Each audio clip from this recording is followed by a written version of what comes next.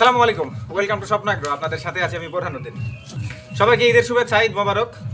তো আজ এমনিতেই খুশির দিন, তারপরও একটা খুশির সংবাদ, আমাদের খামারে নতুন আরও একটি অতিথির আগমন। তো সকলটিও আমাদের প্রথমবারের মতো মা হলো আজকে। তো ইতিমধ্যেই আমরা একটি বাচ্চা পেয়েছি, এটি একটি পাটি বাচ্চা।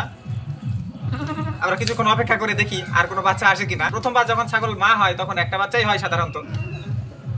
আমাদের এই খামারে শুধুমাত্র একবারই একটা ছাগলের প্রথমবার দুইটা বাচ্চা হয়েছিল, এছাড়া সবগুলোই একটা করে বাচ্চা দিয়েছে প্রথমবারে।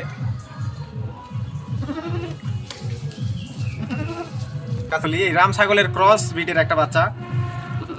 তো এর মাও কিন্তু হালকা ক্রস এবং বাবাও ছিল ক্রস, যার কারণে বাচ্চাটিও এসেছে ক্রস। বেশ বড় সাইজেরই বাচ্চা, আলহামদুলিল্লাহ।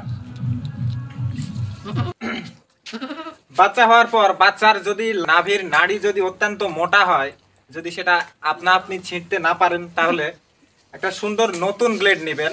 ব্লেডে একটু অ্যান্টিসেপটিক দিয়ে পরিষ্কার করে নেবেন যেন জীবাণু না থাকে। তারপর বাচ্চার নাড়িটাকে শক্ত করে একটা সুতির সুতা দ্বারা বেঁধে নিয়ে তারপর সুন্দর করে কেটে দিবেন এবং এমন পরিমাপ করে কাটবেন যেন মাটিতে স্পর্শ না করে। বাচ্চা দাঁড়ালে যেন মাটিতে স্পর্শ না করে।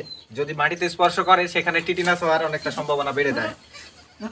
এবং এই নাড়িটা যেন তার মা যে গাটা চেটে চেটে পরিষ্কার করে দিচ্ছে, তো এই নাড়িটাকে যেন টান না দেয় মুখ দিয়ে। এই বিষয়ে সতর্ক থাকতে হবে। এবং আরো একটা সতর্কতা, যেন অন্য কোনো মুরগি, কবুতর বা যে কোনো পাখি তার নাড়িটাকে ঠোকাতে না পারে। এই ক্ষতিগ্রস্ত যেন বাচ্চাকে না করতে পারে, প্রথমেই এই বিষয়টা সতর্ক থাকতে হবে আমাদের। তো ছাগলের বাচ্চা জন্ম হওয়ার একটু পরই, অনেকটা সাথেই ছাগলের বাচ্চাকে শাল দুধ খাওয়াতে হবে, যেটাকে আমরা অনেকটা গাঁজা দুধ বলি। তো জন্মের সাথেই তারা খাওয়ার জন্য অনেকটা চাহিদা প্রকাশ করে, তখনই ঠিক একা একা খেতে পারে না। তো তাদেরকে একটু ধরে দুধটা খাওয়াতে হয়। যদি না খাওয়ান সময় মতো, তাহলে কিন্তু বাচ্চা দুর্বল হয়ে পড়বে। না, এরকম করছো কেন? এক মুহূর্তে ছাগলের যে লক্ষণগুলো দেখা যায় সেটা হচ্ছে তাদের ওলানটা নেমে যাবে এবং ছাগলের পেটটা ভেঙে যাবে, একটু হালকা চিল্লাচিল্লি করবে, অস্বস্তি বোঝাবে। তখন আপনাকে বুঝতে হবে যে এই ছাগলের বাচ্চা হবে।